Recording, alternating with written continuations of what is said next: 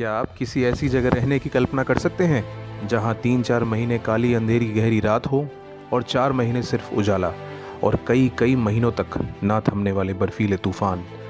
ऐसी सुनसान, निर्जन, वीरान बर्फीली जगह पर कुछ साथियों के साथ पूरे साल भर रहना किसी खतरे से खेलना ही है।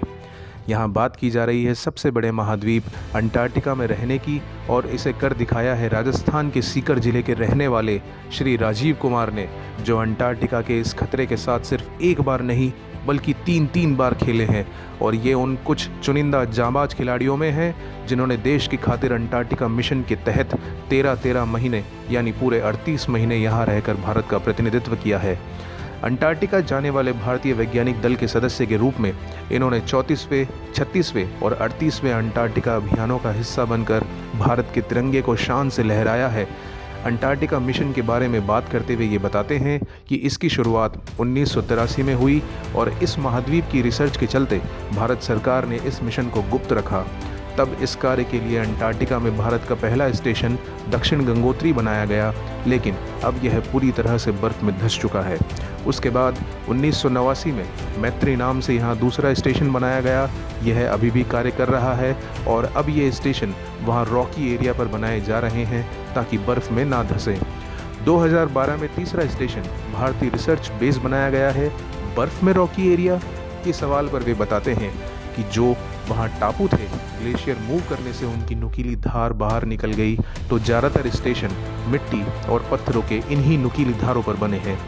देश के लिए सेवा करने की चाह पर सिर्फ अंटार्कटिका मिशन में ही क्यों सम्मिलित हुए, इस सवाल पर राजीव कुमार जी कहते हैं कि सऊदी अरब में रहते हुए उन्हें लगा कि अब अपने देश के लिए कुछ करना चाहिए, और 2014 में ये भारत आ गए। इन्हें आर्मी में जाना था, लेकिन तभी इन्होंने अखबार में अंटार्कटिका जाने की एक विज्ञप्ति देखी कि दूसरों के साथ तो सब खेलते हैं, क्या अब आप खुद के साथ खेलने के लिए तैयार हैं? बस तभी से देश सेवा का यह मकसद इन्हें अंटार्कटिका ले गया।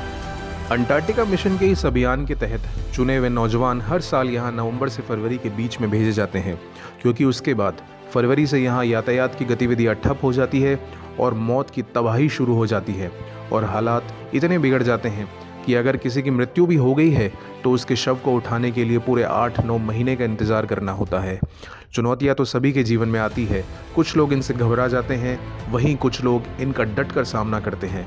लेकिन अंटार्कटिका की ये चुनौतियाँ ऐसी है जिनका सामना करने के लिए आपको हर मोर्चे पर यही लगता है कि इस बार आपकी ज़िंदगी पूरी तरह ख़त्म, और यह एक ऐसी जगह है जहां आदमी को किसी दूसरे से नहीं बल्कि बार बार अपने ही आप से और अपने ही अकेलेपन से लड़ना होता है।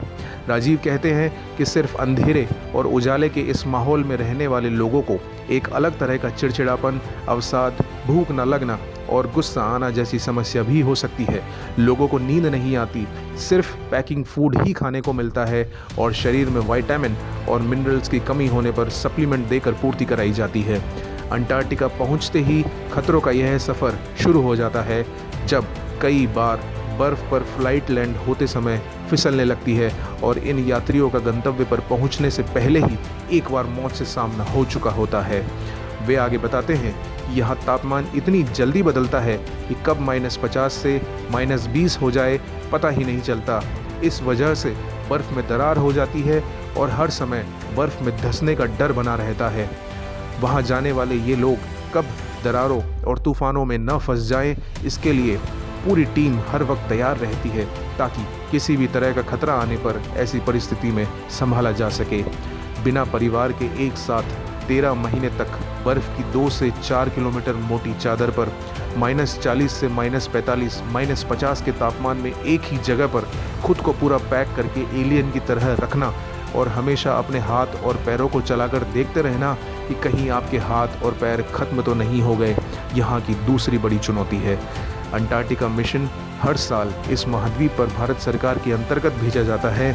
इस अंटार्कटिका मिशन को National Centre for Antarctic and Ocean Research NCPOR organize करता है, जिसके लिए देश भर से 20-22 युवा चुने जाते हैं, और इन युवाओं को उत्तराखंड के ओली और बद्रीनाथ की चाइना बॉर्डर पर 15-20 दिन का शारीरिक प्रशिक्षण दिया जाता है।